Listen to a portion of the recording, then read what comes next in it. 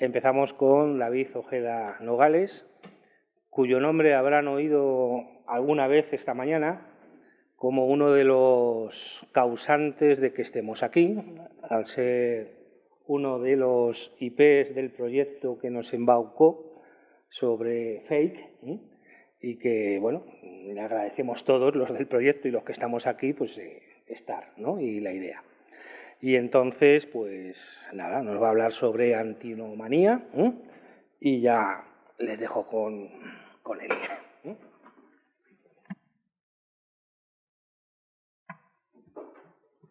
Con esto se me oye, ¿no? Quieto.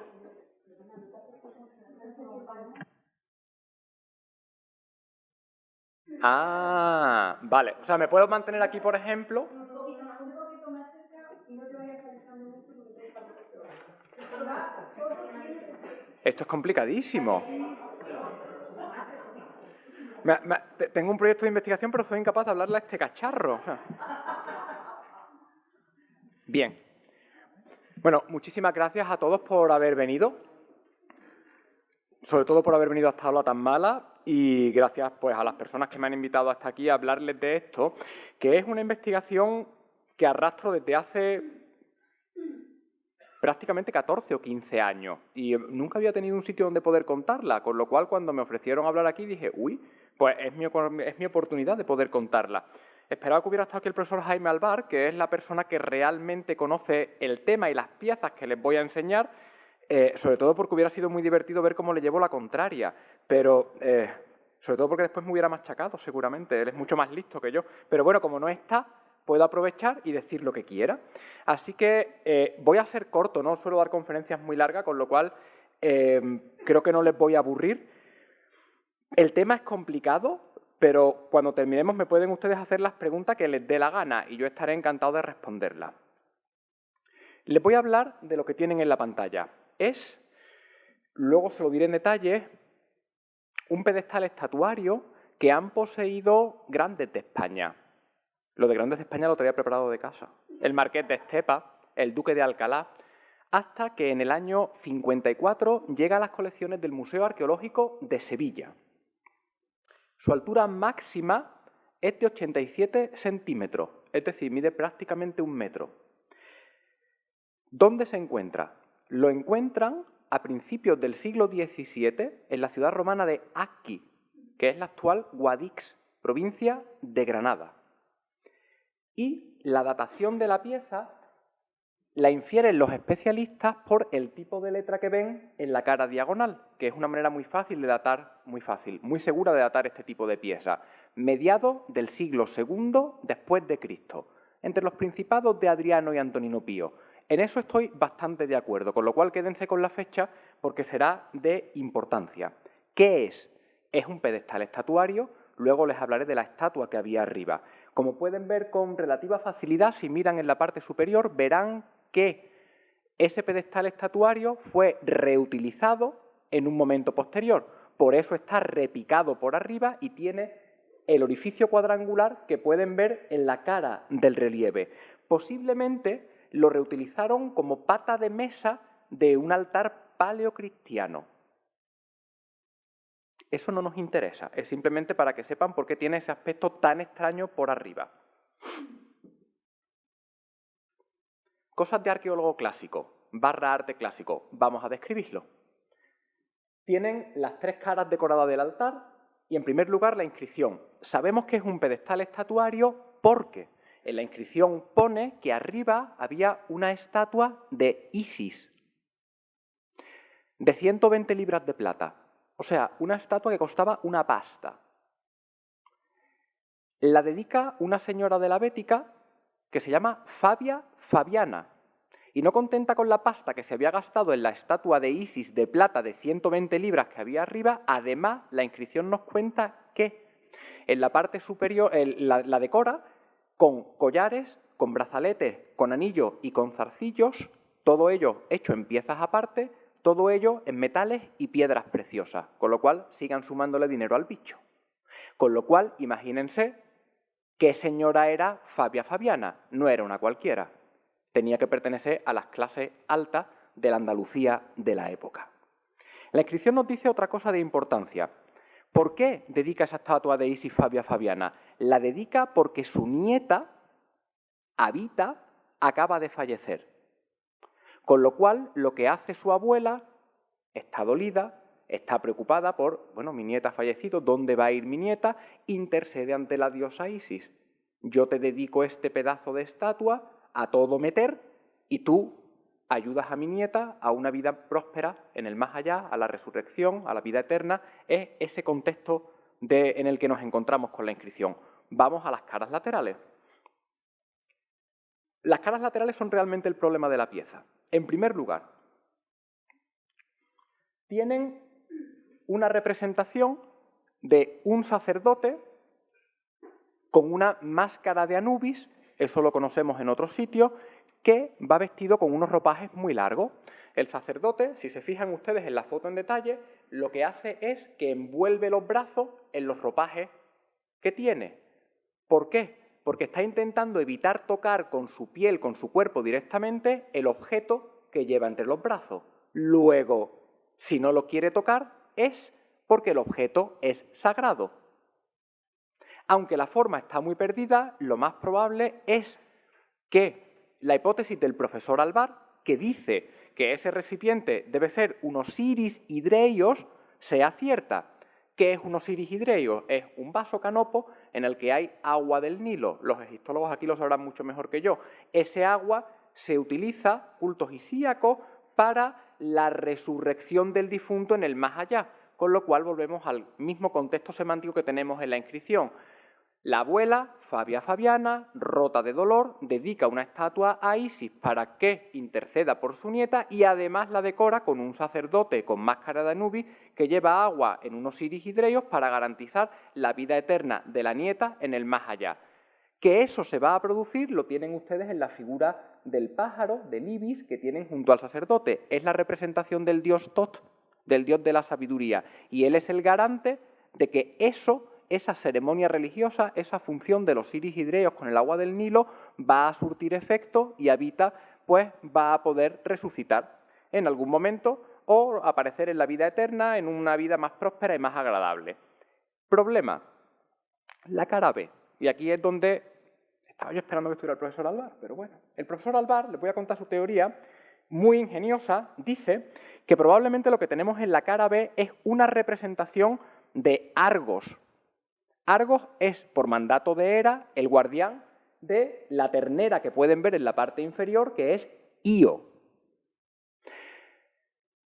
Los dioses que ven eso injusto mandan a Hermes. Hermes decapita a Argos.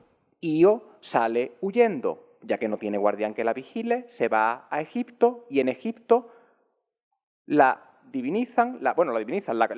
asimilan a la diosa Isis. Luego el profesor Alvar lo que hace es cerrar el círculo, es decir, todo el pedestal está decorado por escenas isíacas. El pájaro que tienen al lado es lo que él no puede interpretar exactamente bien. Él dice, puede ser una representación de Hermes como un cuervo, yo no conozco ninguna. Puede ser una representación de la diosa Hera, que es la encargada de custodiar, la que encargó a Argos de custodiar la ternera, podría ser, pero en cualquier caso esa interpretación creo que tiene dos problemas fundamentales. Uno, no conozco ningún paralelo para Argos como la figura que tienen en el altar. Dos, si se interpreta de esa manera, efectivamente estamos en contextos isíacos, pero el problema es, ¿y qué tiene que ver eso con la vida eterna de la nieta en el más allá?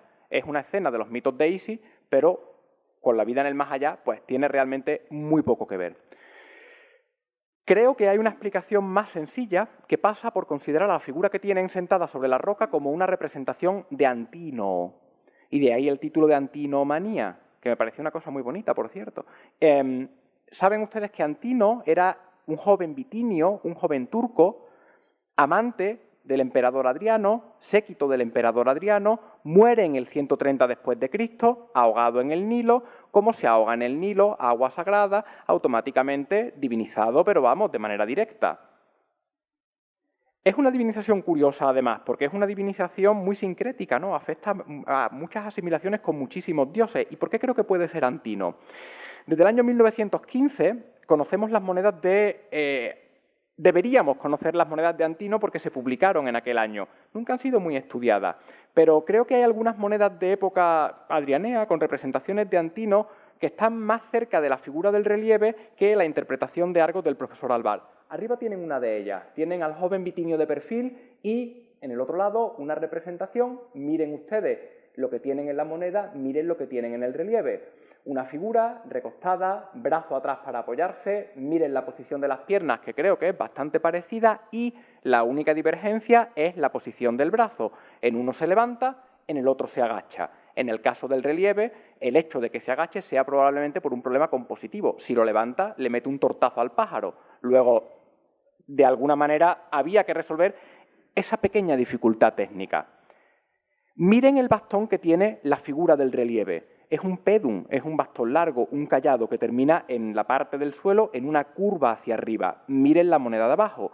Tienen una representación de Antino Pani, Antino asimilado al dios Pan, con el mismo bastón sobre el hombro izquierdo. Miren la parte trasera, por favor, y miren cómo se arquea el bastón, igual que en el relieve.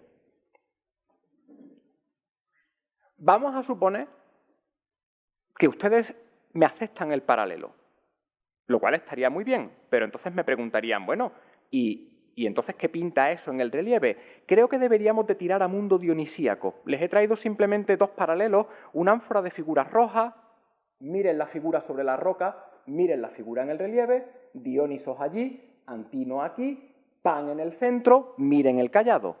Probablemente sea una representación, o eso es lo que creo que es la explicación más fácil, de Antino Dionisos. Piensen, y esto es importante, que Dionisos es un dios de la resurrección. Es uno de esos dioses que ha muerto y ha resucitado, igual que en la canción. Pero me podrían preguntar ustedes ahora, bueno, Antino Dionisos, muy bien, pero ¿y qué pinta Antino Dionisos en un relieve de tema histizante? No veo ningún problema en eso, siempre y cuando pensemos que la representación de Antino puede vincularse también no solo con Dionisos, sino con Osiris. Y no veo ningún problema en ello porque, uno, Osiris es dios de la resurrección y dos, las fuentes clásicas informan de manera clara de que Dionisos y Osiris en la mentalidad de la época son una misma cosa. Y les menciono solo dos fuentes, Plutarco y Heródoto, con lo cual yo creo que si Plutarco y Heródoto, que lo de aquellos tiempos se lo conocían bien y tontos no era ninguno, dicen que Osiris y Dioniso son la misma cosa, es que en la mentalidad de la época eran la misma cosa. Luego deberíamos de pensar que lo que tenemos en el altar es una representación de Antino, Dioniso, Osiris o algo en ese mundo. Quedarían dos problemas. Uno, ¿qué hacemos con el pavo real?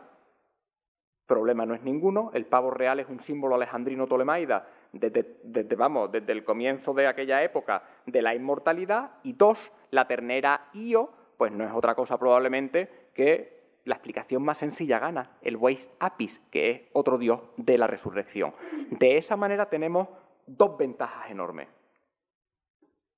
Una, tenemos paralelos para la imagen que el profesor Alvar, por ejemplo, no ha podido dar, y segunda ventaja que creo que no es nada desdeñable, y es que las tres caras del altar, la de la inscripción y las dos laterales, todas están aludiendo a la resurrección de la nieta Abita, que es la preocupación principal que tiene su abuela Fabia Fabiana.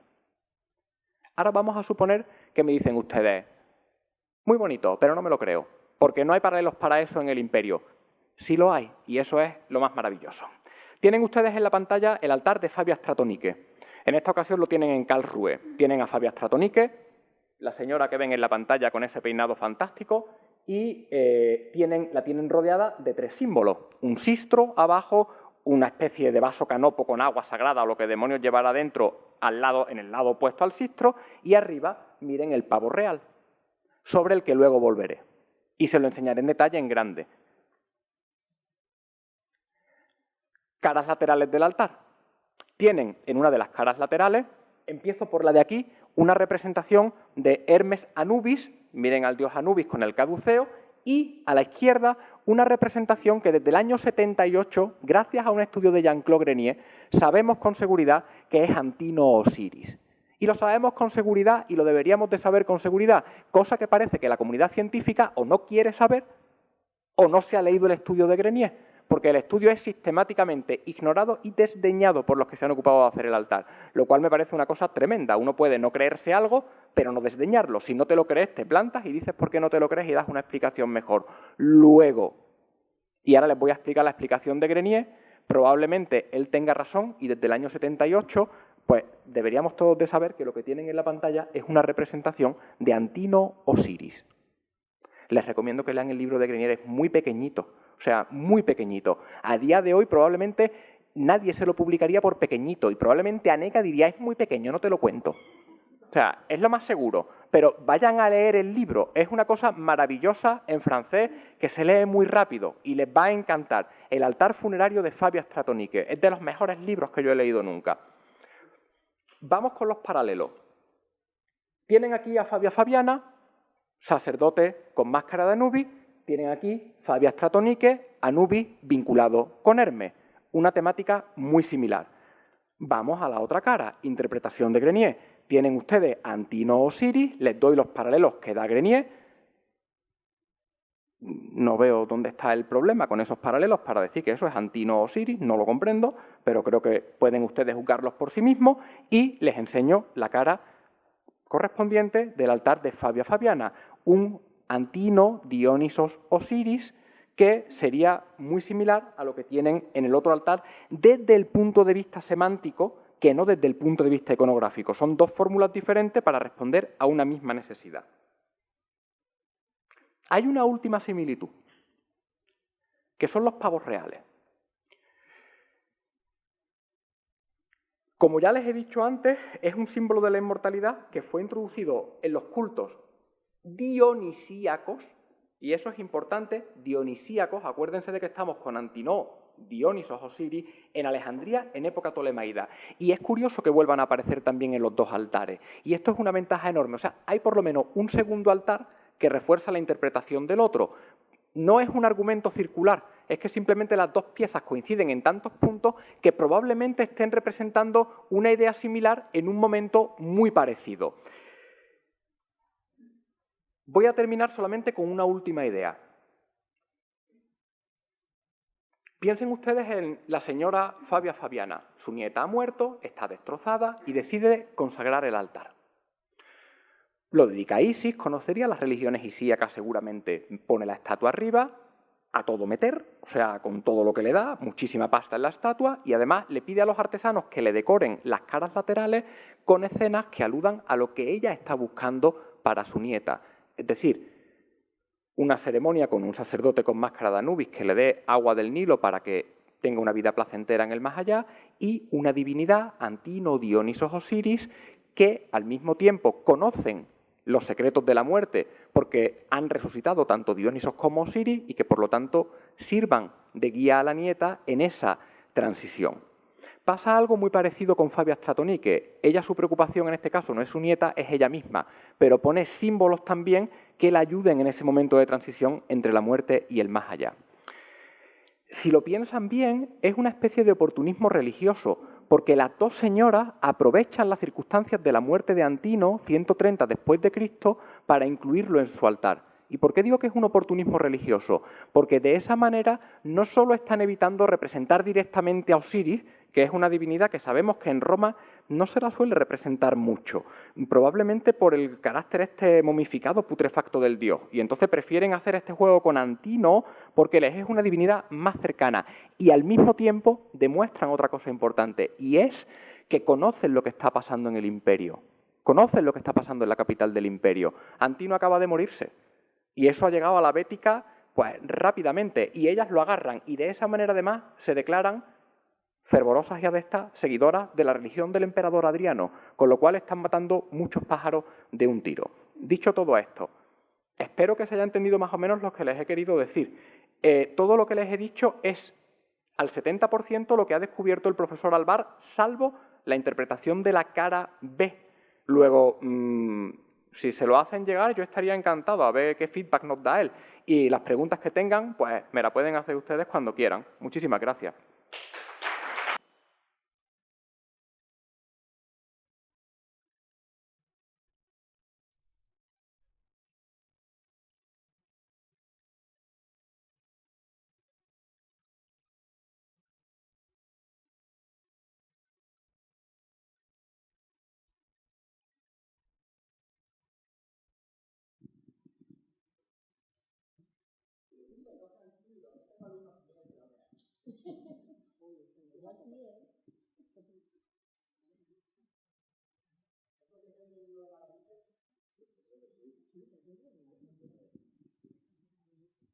Hola, muchas gracias. Muy entretenida, además de didáctica. ¿El pavo real está asociado de alguna forma con el Benu, que es la garza que en Egipto representa, es una figura osiriana y solar, pero que representa el renacimiento cíclico? No sé si dices que se introduce en época tolemaica, asociado a los cultos osirianos. No sé si están recogiendo la tradición egipcia de la garza.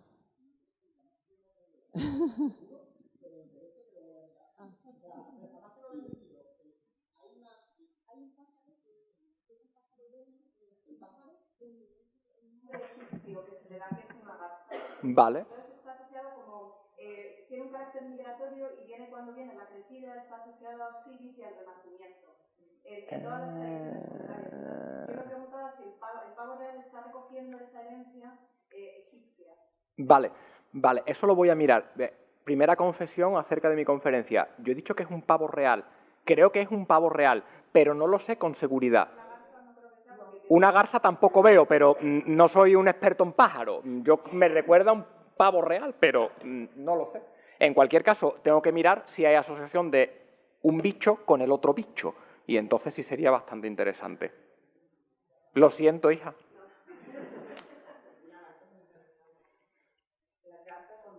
Son más alargadas, ¿no? Son más estiradas.